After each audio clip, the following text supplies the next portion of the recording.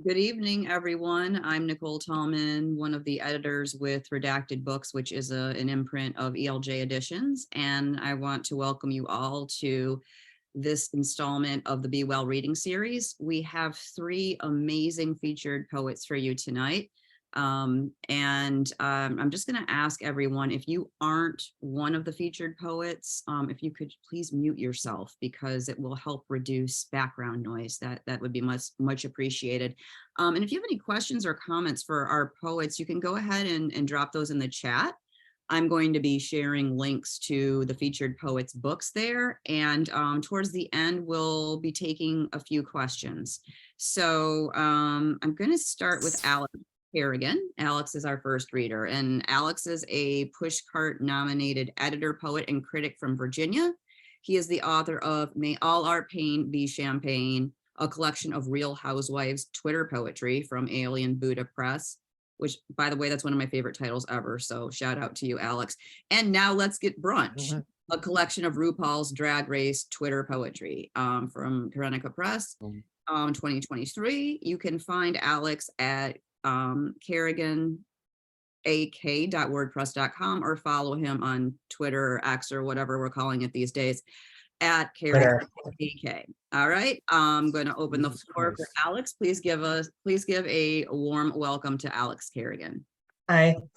All right, thank you. So I'm going to preemptively start with all the content warnings for my segment because there's a lot. So the poems I'm reading tonight feature foul language, sexual references, drug and alcohol references, mental health and anxiety, COVID, vaccinations. So it's a lot. So just be prepared or feel free to take a smoke break now. So the reason I have so many warnings is because I make poems out of reality TV Twitter accounts. So first, I'm going to read from May All Our Pain Be Champagne, which is 16 centos or centos created from the Twitter accounts of Real Housewives Twitter. All right, so because we're celebrating queer poets tonight, I thought I would start by reading from the one lesbian housewife in the book. This is from the account of Bronwyn Wyndham Burke from OC. This is Bronwyn Wyndham Burke filming an It Gets Better video in her bathtub. I've never live tweeted before. Should be fun. I was 42 when I learned about this, and it was from Google. Know better, do better, learn more. I went to boarding school. I got into so much more trouble than I would have at home. College kids still want to hang out with their parents. When they move out, they realize we're cool. Orange is the New Black. I used to love that show. So fun. Not really, but I would like the ratings to go up, so a shameless plug to tune in seems like a good start. Am I Laverne or Shirley? Normally, I don't reply to such mean and cruel things, but you do realize I'm a person, right? Not a character on a show. I'm a mother, daughter, sister, probably like you. Still sober, still gay. Also did a jewelry collab to benefit LGBTQ youth in our town. I took a few days off, but I'm always around to answer any questions. So WTF do we do now? Pretend it's a normal day and go about our lives, or stare at updates in bed, chugging coffee and getting continuously more anxious? Love this. What I thought turned out was my biggest weakness turned out to be my biggest strength. It's why I used to specify, I'm from Miami, bitch. You can never have too much love, especially on Twitter. It's hilarious. A shit show of comedy. The best. Audio to work. All right. Sorry to interrupt you, Alex. Yeah. Could Gregory, could you please, oh, never mind. I'm going to mute you. I'm sorry. But okay, go ahead, Alex. Continue. Thank you. All right. So the next piece I'm going to read tonight was originally like the one political poem in the book, but has kind of gotten bizarrely more relevant thanks to Elon completely screwing up Twitter and everything going on with the SAG-AFTRA strikes. So this comes from Carol Radziwill. It is Carol Radziwill with a megaphone outside the RNC. I don't like any of the Real Housewives shows. Do you? Unlike all other scripted television shows, when the network sells the episodes over and over again for millions more in ad revenue, we get no additional fee or royalty, and our per episode fee is considerably less than scripted series. Housewives changed Andy Cohen's life, not mine, and Bravo built a $100 million franchise on the backs of women. Let's not get it twisted. My blogs are better than the show. Instagram didn't exist when I asked to join Roni, and I didn't know anything about Twitter. Followers don't equal a better life. Just know that. It's not life-changing. When you hit a certain age, you realize you don't have to put up with anyone's bullshit. And it's so liberating, and no one tells you that's one of the fun things about being older. Now you know. Do you wish one of these billionaires grew up dreaming of eradicating poverty, climate change, or cancer? But sure, I guess the uber rich need to brag about flying to space for 8 minutes. Space travel was once about the pursuit of science. Now it's about who has the biggest dick.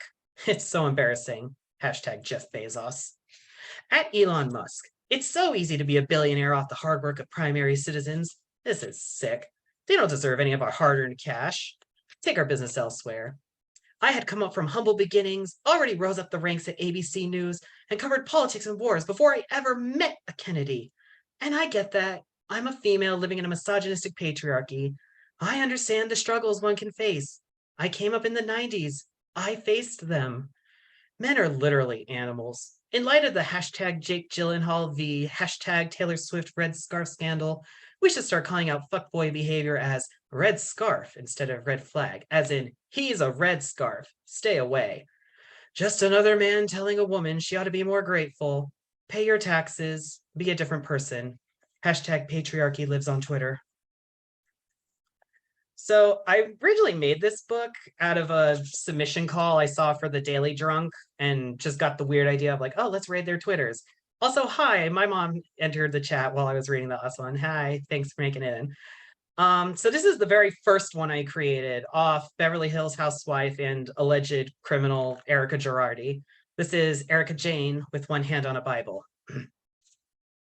No, I did not compare myself to Christ. Someone else did, and I reposted it. Now everyone can have a pretend meltdown about it. Y'all dumb bitches with the conspiracy theories will keep at it all night. Check back in the AM. God forbid I fight for myself. Stop thinking I'll quit just because you think I should. Fuck that. Now you know we're going to beat my story to death. There's no winning. I just want to have fun. It's been so dark and heavy for everyone. I also went to Petco and Target. 3 words, waste of money. Cujo scared the shit out of me as a kid. Frightening. Relax, I'm trolling. It's not that deep. Stop overanalyzing my life. Stress? Not my thing. This sounds like extortion. Nah, it's the fees. Always the fees plus costs. Don't be fooled. Double cancer, Aquarius moon, 90% Western European, 10% Native American, Madagascar crocodile, custom latex. I was married to a Gemini for 20 years and also gave birth to one. Have you tried Toradol? Super strong, but works. Only on certain occasions. I have to feel it. I'm not a smoker, though. Makes me hungry. Carnitas. Mexican food? Sour Patch Kids. Southern cooking. Hot toddy. Someone just sent me some yummy cannolis. So good night, Twitter. I'm going to enjoy myself. Thank you to everyone that is supportive and understanding. Tell your mom congratulations. So when I wrote that piece, it was about October 2021, I believe. And so a few months later, I was like, oh, let me go back and see what Erika's done since I originally wrote that. And in the 10 months between, she gave me enough for a second poem. So this one's not in the book, but it's going to be in the next week on anthology from Daily Drunk. So haven't actually read this one aloud. Well, in a group, we're reading, whatever. This is Erika Girardi's Second Day in Court. I'm going to preemptively apologize for one line in particular, but when you understand this 50-year-old rich lady tweeted it out, you get why I had to include it. I'm back, bitches. Welcome to my Twitter nightclub. Twitter is not, nighttime is Twitter time for me. I heard this was the new place for free speech, and I'm feeling very sassy at the moment. So, thoughts on the January 6th hearings? Nah, this is boring. Let's talk hair. I'm an American queen that lives in LA. Yes, I draw lots of attention. My clit is swollen and the cat is squishy wet. Mush! I am what I am. Fabulous. There's a person on here that is obsessed with me. I talked about it today in therapy. He's mentally ill and ugly. You know who you are. Why do people take what I tweet so personally? This is Twitter. It's dumb here. Can these trolls get more creative? The same old insults over and over. So many feel the need to jump in. Do it yourself if you're feeling bold. Bring that bullshit, Twitter. I deserve better trolls. Don't use my name to promote your book. Use your famous friends. Good night, Twitter. Nice checking in with everyone. The club is closing. So where are we eating? All right. So after I kind of ran the course with Real Housewives, I decided, oh, what's another reality TV franchise that's really active on Twitter? And turns out RuPaul's Drag Race is where it is because everyone on that is active on Twitter. So I published my first full length earlier this year, well, 2 months ago. Now Let's Get Brunch with Querencia Press. So this book contains 40 centos from queens across the franchise. All right. So same content warnings as before. This one comes from the season 8 winner, Bob the Drag Queen, and is entitled Bob the Drag Queen Gazes into the Purse, and the Purse Gazes Also. Sometimes I'm like, I fucking love the internet. And other times I'm like, this is the most vapid, disgusting place I've ever been in my life. Liberal, woke, social justice TikTok might be the most toxic, cannibalistic, incestuous place on the internet. I had to unfollow all of them. Anti-vax Christians are fighting for their lives in my mentions, and I love it. You don't believe in the vaccine because there's not enough proof, but you fully believe in God? Okay, if Jesus was real and came back, I don't think he would like y'all. What is going on? Are you having a stroke? Who hacked your account? Next thing we know, you'll be selling PS5s. Sounds like you are the drama.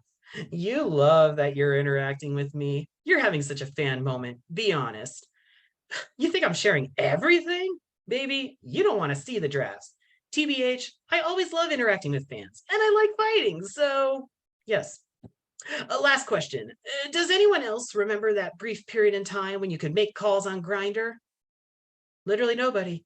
So excited to share this with you all. It's the little things that make a house a home. All right. So the next piece I'm going to read was actually my first nomination for Best of the Net from Sage Cigarettes. This comes from Pheromone and is entitled Pheromone Doesn't Emphasize, She Highlights. 2022 has been a dumpster fire so far, smiley emoji. I hate social media. I think it's the trauma. I've seen funnier videos exploiting my trauma. People really think the only thing that's ever broken my soul was a slip-on television, as if I couldn't write an entire book about the situations I've barely survived. Every time I feel like I'm starting to climb out of this hole I've been in, the universe stomps on my fingers and I fall back down to the bottom, kind of ready to leave my tear-soaked lashes all over the place. My point is, it isn't harmless, and it isn't funny. Nothing like realizing all your memories are melting away. I only have like 12 left. Secure those therapists immediately. Until I'm comfortable sharing the magnitude of what I've been through, kindly STFU. I have so much I could say, but I'm a keep it cute. That's why whenever I have some time to sit on my phone, I reply to as many positive messages and DMs that I have the mental capacity to. We better hang out in denim booty shorts with our thongs hanging out when I come to Chicago next. Can't wait to change my hand soaps to pumpkin flavor and cry to Adele for the next 3 months. Don't forget to take your Avril Lavigne pills today. My mom still won't listen to me, but maybe she'll see this tweet and reconsider it. All right. So for the penultimate piece, this was a very rare case in making centos in that this person provided enough content where I could actually make a structured poem, which never happens, believe me. But it's also become one of my favorites because it's frankly just really absurd and fun to read aloud. So this is Trixie Mattel before the unveiling of her gold statue. Also, if you have an Alexa, I am very sorry. It's going to go off. Good morning, you junkie whores. Just like my pioneer ancestors, I'm hungover. She had a little too much prop wine. Alexa, play Watercolor Eyes by Lana Del Rey. I'm just a young woman spreading joy and her legs across the country on tour. And speaking of legs, everyone keeps trying to fuck me. Does it ever end? We're halfway through the first leg of our North American tour. If you aren't bald, you can't come. Sorry for any inconvenience. Normalize being old, bald, and disgusting. Alexa, play Juice by Lizzo. Stop sending hate to drag queens that I don't already hate. Maybe drag queens should start sending death threats to fans. Lol. People need to touch grass and breathe and enjoy television. Gays in their 30s. I can't. Thanks everyone for your support. Still saying this daily. Everyone wants to fuck me, and I totally get it. I'm a young human girl in her prime. If I don't do adult films, who will? Alexa, play Brave by Sarah Bareilles. All right. And to close out my section, I thought I'd read like one of the few pieces that doesn't have any content warnings in the book. Where is it? Come on. All right. I can't turn the pages anymore. What happened? All right, here it is. Okay. So this poem is entitled Shea Coulee Armors Up for Her Next Slaying. I love how in 30 seconds on this app, I can be incredibly informed, incredibly entertained, and incredibly confused. Some of y'all MFs are too damn smart on this bird app. I need a dictionary and a thesaurus to understand some of y'all's tweets. Like, I had to look up neologism on a Saturday morning. I don't even know what's real anymore. Everything's cake. I'm tickled when queens who I know have auditioned for RPDR several times make a point to publicly let everyone know that they don't watch the show. The girls really be going for it at the brunch gigs. And I say this as someone who had to audition 5 times to get cast. There's nothing wrong with rejection. Success requires determination. Making your dreams come true doesn't happen overnight. It takes hard work. So roll up them sleeves, gal, and get to it. You better let them know, Jackie. Damn, bitch, what a week. Worked really hard, but I'm so grateful that I get to wake up every day and do what I love. Now let's get brunch. All right, thank you all so much.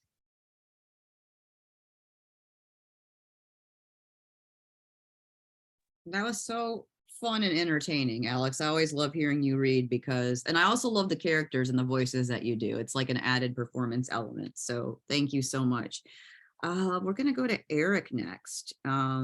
Erik is the author of 7 books of poetry. Most recently, Geller Studies from Spite and Devil, and 2023, inspired by the work of Sarah Michelle Gellar. Their memoir, My Buffed Up Life, which features Buffy the Vampire Slayer as a fictional interlocutor, is forthcoming in 2024 with, again, Spite and Devil, which I cannot seem to say, but you know what I mean, press. Their first play was released with Free Lines Press, and you can find Erik at www.erik-fuhrer.com. Please give a warm welcome to Erik. Thank you, Nicole and Alex. That was really fun. I really enjoyed that.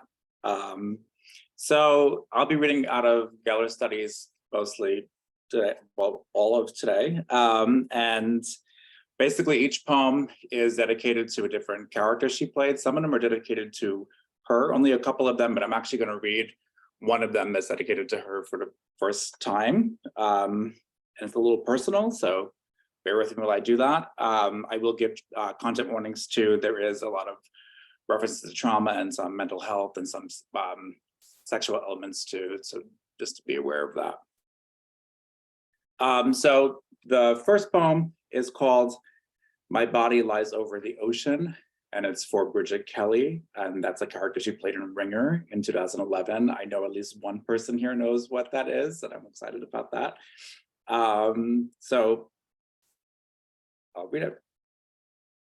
I have run so far without feathers that I forget that somewhere within my bones, there is the potential for flight. I once tried to carve wings into my back with craft scissors and slumber beneath a Louboutin red curve as you got lost in the wet glass of Tahoe. In the belly of you is a light that smokes you into not recognizing that you are glitter, gold. I know that feeling of smolder, the cooked remnants of grief, the way we doubt who we are and decide that poison is the way to forgetting. We can't forget blood, no matter how much it tries to kill us. We look into its eyes and we remember what it felt like to be loved. When they loved us, when we didn't need wings to fly, we just elevated like heat. Blood is a cold front. we become rain. When younger, I used to think the song lyrics were, my body lies over the ocean, and perhaps mine does. We are, after all, mostly water. All our bodies fill, spill, flow elsewhere. Perhaps that's why I love baths. I am becoming whole again. This becomes harder in a drought. You thought you lost your sister in the water, and she tried to scatter you into rain. Blood, the cold-blooded killer. I lost so many to the rain. And sometimes Erik is in the rain, and I am in this body. You two are split, answering to names that do not swim within you. But maybe if we fake it enough, we can learn to love this strange new water. We can baptize ourselves with new blood, the blood we chose, not the blood we were given. So this poem I'm going to read for the first time is pretty personal. So usually I don't love doing that, but we'll see how it goes. So this is called Locked Inside Forever for Sarah Michelle Gellar. In middle school, I fell in love with Sarah Michelle Gellar. It wasn't the lustful pin her poster up in my locker kind of love. It was the wow, how can I look as beautiful as her kind of love. The I have to pretend I am growing out my hair because I want to be buff and manly sexy like a male wrestler kind of love. But I really want to be as beautiful as Buffy kind of love. The painful, I have to pretend like I don't actually admire her acting, her clothes, her wit kind of love. The be a fucking man kind of love. The shaming kind of love. The secret kind of love. The love that wants to go shoe shopping with her but gets locked inside the store forever kind of love. When I was 13, this kid I didn't even know said he saw me kissing my male friend at the lunch table. That's when the abuse began. Kids would rip off my backpack, write I am gay on it with chalk. They tried to dump me in the garbage between bells. My social studies teacher told me, be a man, fight back. I fought in the war, a colonel. I was a kid in middle school whose shoes never fit. I did not enlist. I did not resist. One day in chorus, we were given free time. I was working on my vocab when another student asked me, do you want to suck my dick? He reached over and pulled the back of my head toward him. Other students joined, pressing the back of my head toward his tented pants. When my face touched the fabric of his jeans, I swung my hand. Apparently, I was still holding my pencil and I slightly punctured the skin on his shoulder. Directly after my head was loosened, I felt him strike me across the face. I fell off the folding chair and he proceeded to kick me repeatedly about my body. I don't remember how or when he stopped, but I do remember not being able to move. In the principal's office, I was asked why I stabbed this kid for no reason. I remember the principal smile when I told him, boys will be boys, he said. I got 3 days in school suspension. The other kid was given 1 day of lunch detention for hitting me. Buffy burnt down the gym to kill the vampires. I swung because the rest of my body was not mine anymore in that moment. I was a mechanism, a forward swing to the rhythm of shame and repressed desire and the muted horror that one might discover that perhaps my body is what this person really wanted. I, a vessel, a blood vessel. I, a way to satisfy and repel. I, no longer me, but a force. My only choice was the stake, not intentionally, but perhaps Buffy had prepared me. Never kill a human, of course, Buff. But how do I gauge that state when I am myself becoming meat? So the next poem is to Helen Shivers from I Know What You Did Last Summer, who apparently is my favorite character in film because she got 4 poems in here, and I have watched that movie so many times since I started writing this book, and I didn't realize that before I started doing it. So this is called The Paradise of Trombones.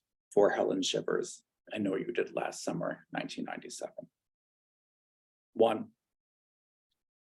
He must have swam back up to find you.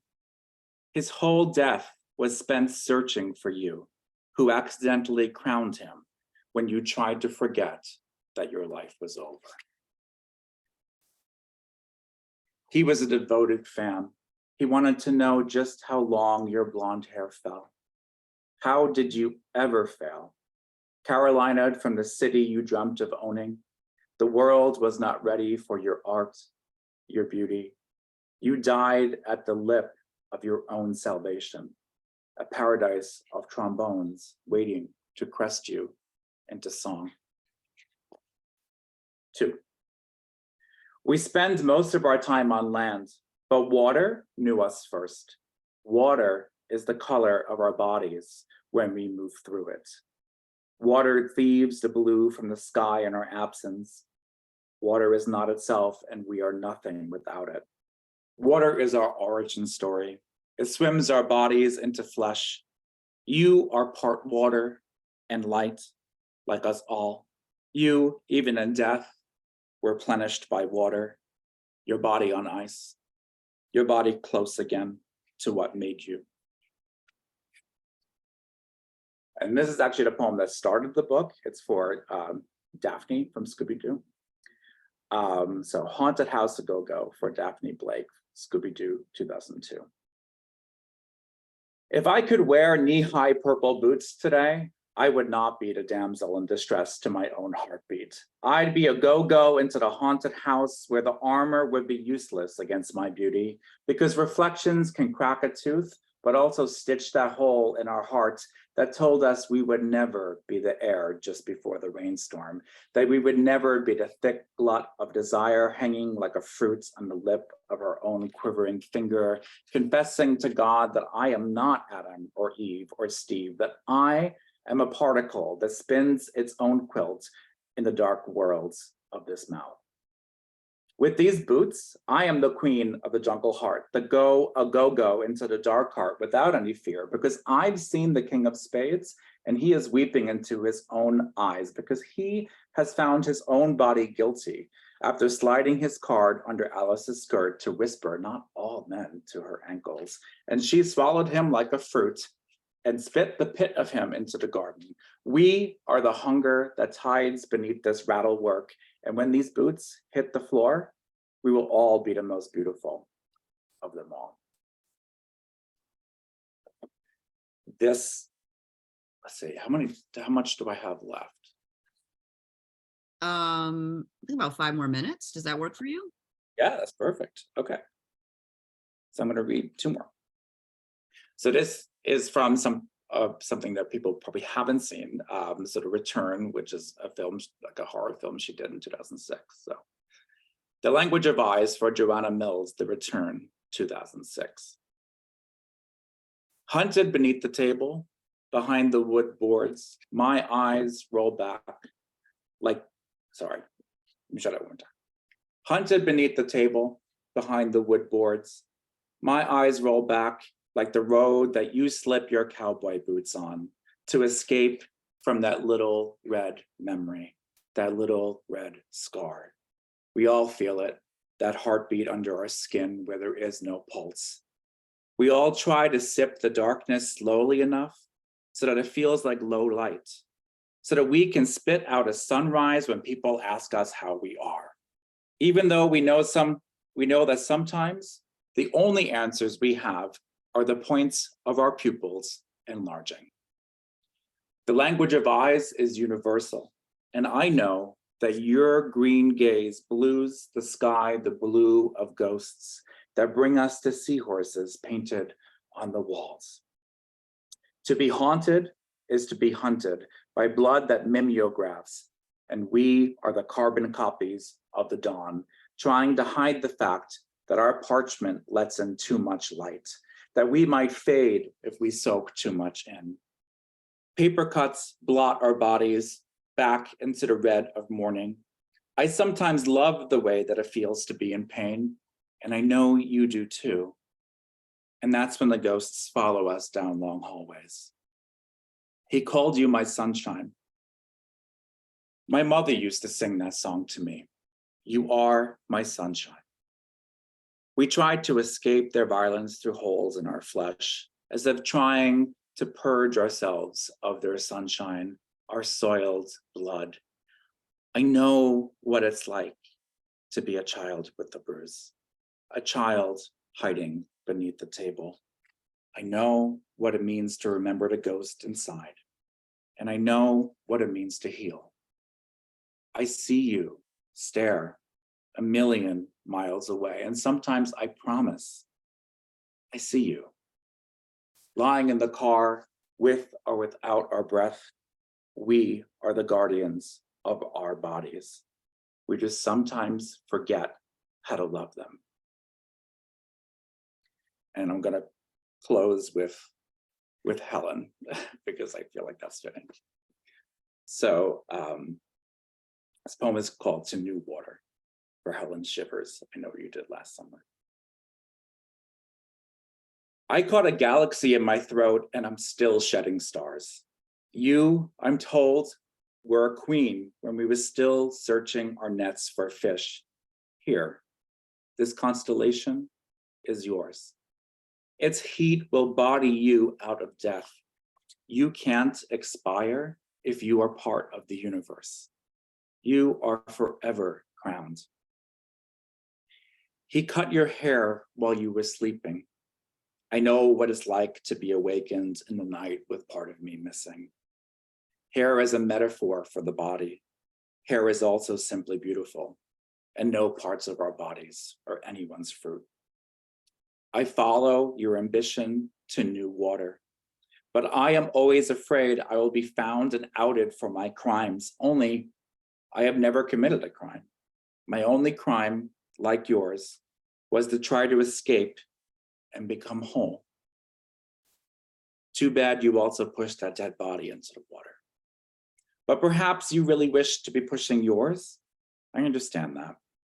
But maybe I'm giving you too much credit. Maybe you really just drowned a man. That's it. Thank you.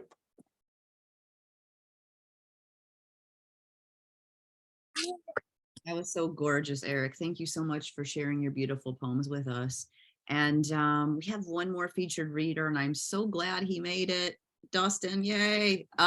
He's in Nashville right now wearing his Dolly shirt representing. We actually have a reading on Saturday there. So gonna read his bio quickly and then we'll jump right in. Dustin Brookshire is the author of the chapbooks Never Picked First for Playtime, from Harbor Editions, Love Most of You Too, also from Harbor Editions, and To the One Who Raped Me from Sibling Rivalry Press.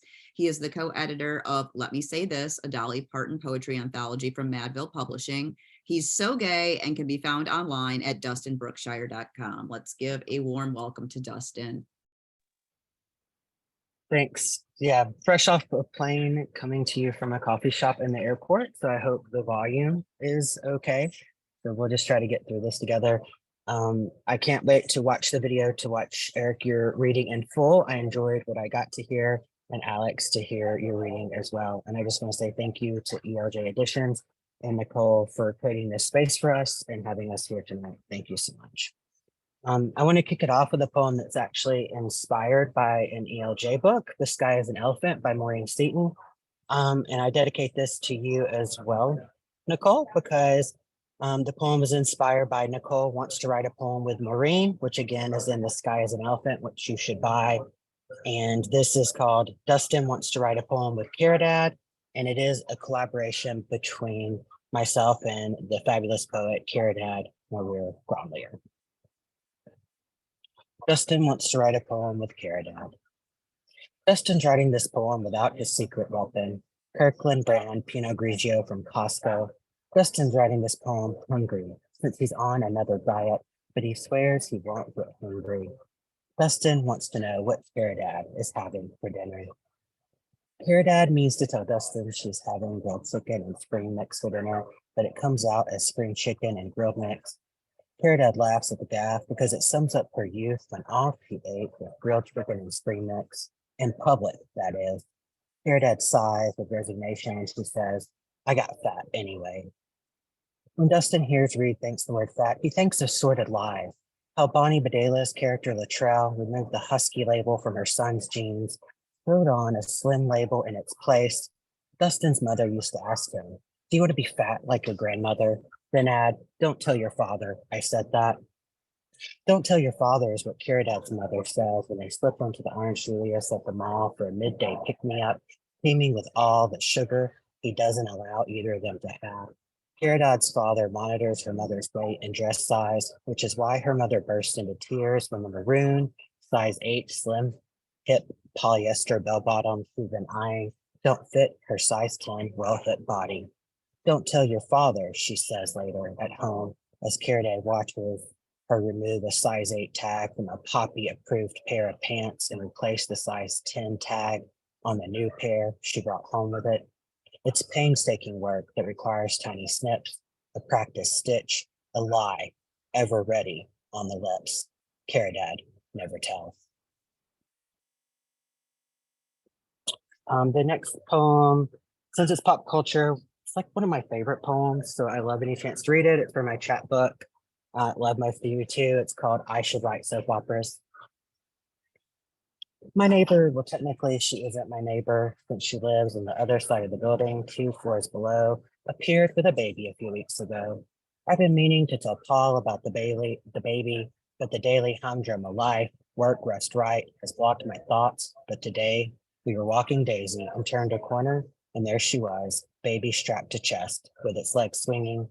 I think it might be a boy, but I'm not sure. All the other times I've seen it, it's been covered in a red blanket, which is no help since red is like yellow when babies are concerned.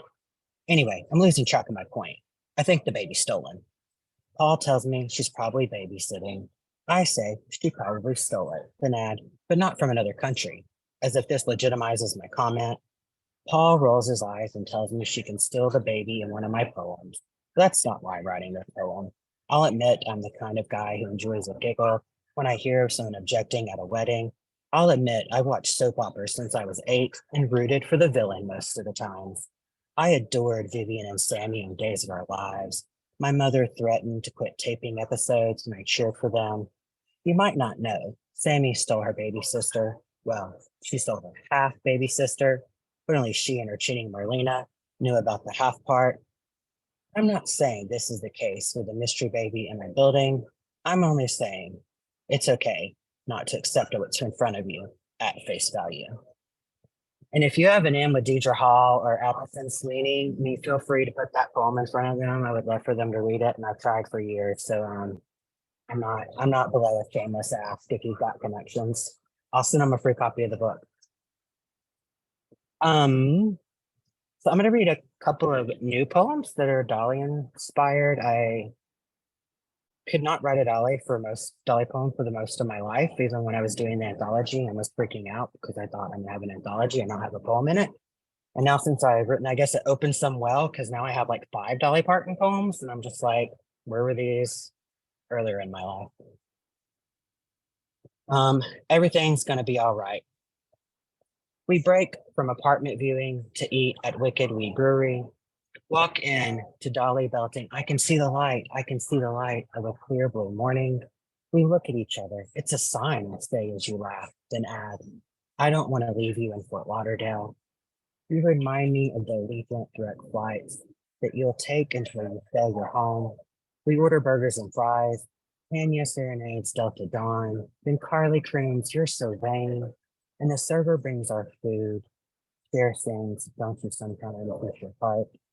With fry in hand, I pause as Dolly and Porter harmonize. Please, please, don't stop loving me.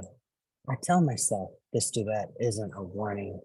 Then Dolly is back as we're waiting for the tech telling us about her Tennessee mountain home.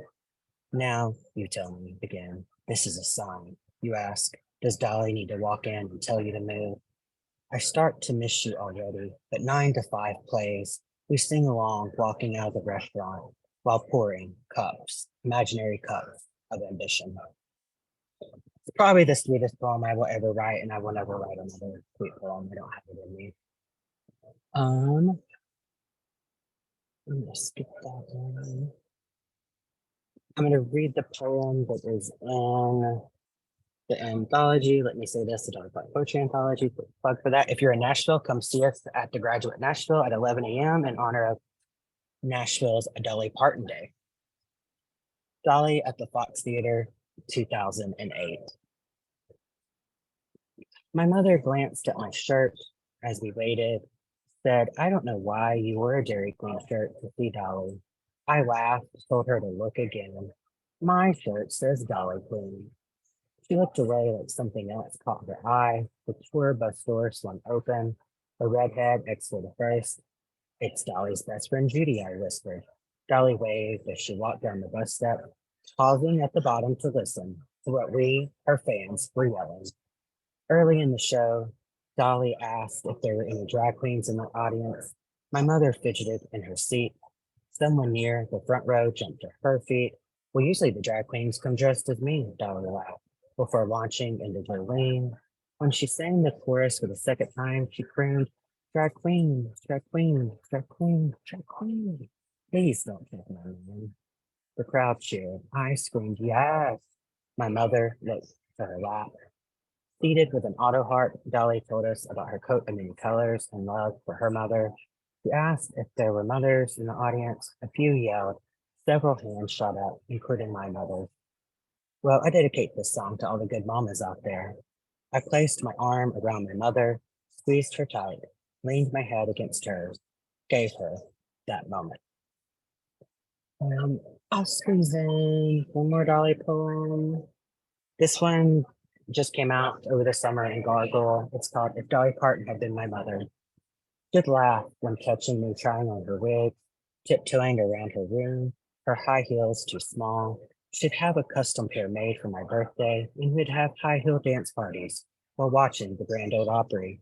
She'd encourage me to write, give me Aunt Willadine's book of poems. She'd remind me songs of poetry stuck to music. She'd keep the poem I wrote in middle school, take it whenever she traveled.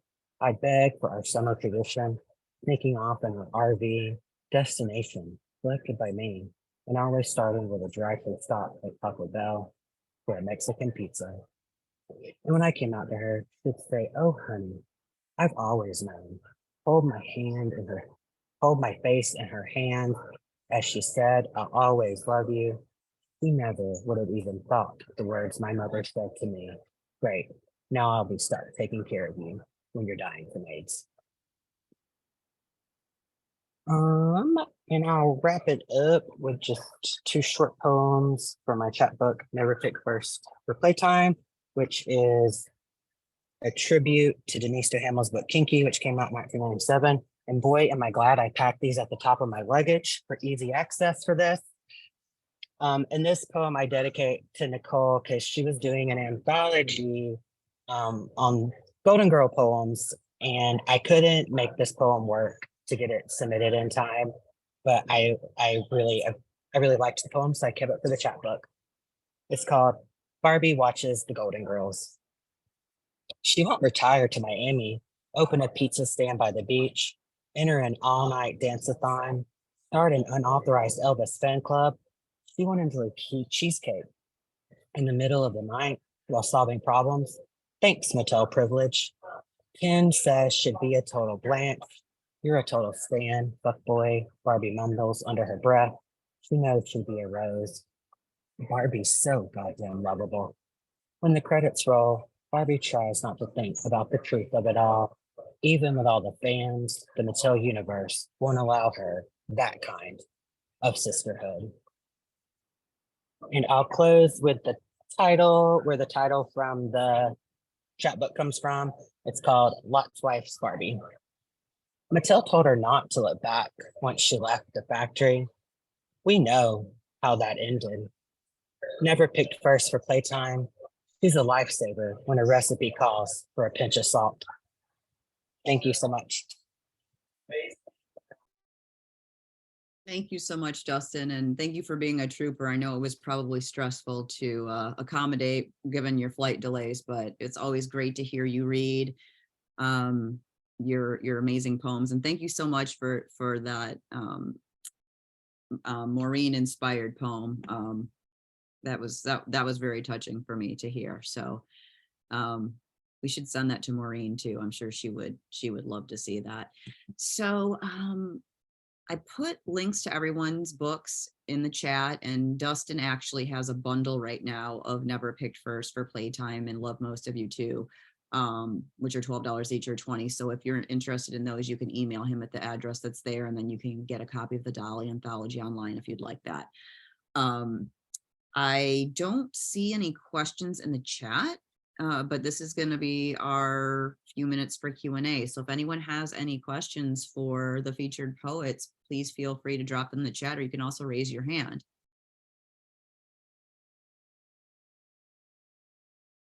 No burning questions. Usually Lenny has something to say. I mean, he's being awfully quiet. Lenny, are you still awake, or what's going on over there? I can only see Judy, so I don't know. You're muted. Do I need to unmute you? Ask to unmute. Let me try that. Oh no, don't tell me I've muted everybody and now no one can talk, because that's a disaster. Okay, can you hear me? Now I can hear you. Yeah, no, I don't have any questions, but I do want to say it was a fabulous reading. I loved all of it and glad to see Dustin make it. But no, I don't know. I don't have any questions. Okay, well, this is not a forced Q&A. I just give people an opportunity if they would like to ask any questions of our authors. Well, I've heard that you do have forced Q&As in other readings, so I just...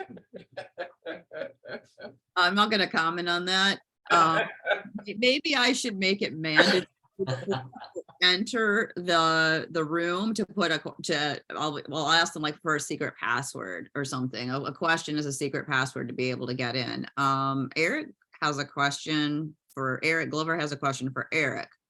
It says, Erik, can you speak further about what Helen from I Know What You Did Last Summer meant to you? Oh, sorry, I just lost it. There's more. What in the heck? Oh, when you first saw her. Yeah, so I had seen that movie when I was younger, and I didn't really realize that she was important to me. I liked the movie, and it was something that I had seen maybe a few times before I started writing this book. When I started writing the book, I started going back to all her films and watching them, and I found myself like hysterically crying every time I watched I Know What You Did Last Summer. And I had remembered, you know, I know it's supposed to be, I know it's kind of campy, it's like a teen horror movie, right? But I found myself taking it super seriously and being really drawn to her character as a real tragic character. And I feel like it was in the rewatching when I just started realizing how important she was. I don't think I did realize that earlier on. And then she got 4 poems in the book. She's the character that just kept delivering for me, and kept being on my mind.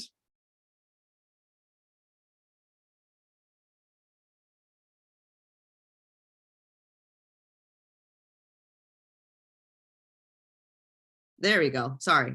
That was a good question. Thank you. If no one else has any questions, we can go ahead and end here. I just want to say that we host this series the first Thursday of every month, and I may move next month's reading only because I have a big budget hearing that night. So I have to reach out to the authors to see if we might be able to move that to a different day of the same week. But we're going to have a celebration of disability poems. And the 3 readers that I have are Travis Lau, Jen Karetnik, and Clifford Brooks. So it's going to be a really good reading. I just have to decide which day makes sense. I may do it anyway, but we'll see. So stay tuned for that. And I will also be uploading this recording from the cloud, and I will share it on social media so you can share it with your friends and your fans and encourage people to watch it and celebrate these amazing poets and buy their books. So I thank you all for being here. Your support means the world. It's really great to share this space with like-minded poets. And I wish you all an amazing and that everyone is well. So be well, and hopefully I'll see you next month. Thank you so much, everyone, and have a great night. You all. Good night. Thank you. Good night.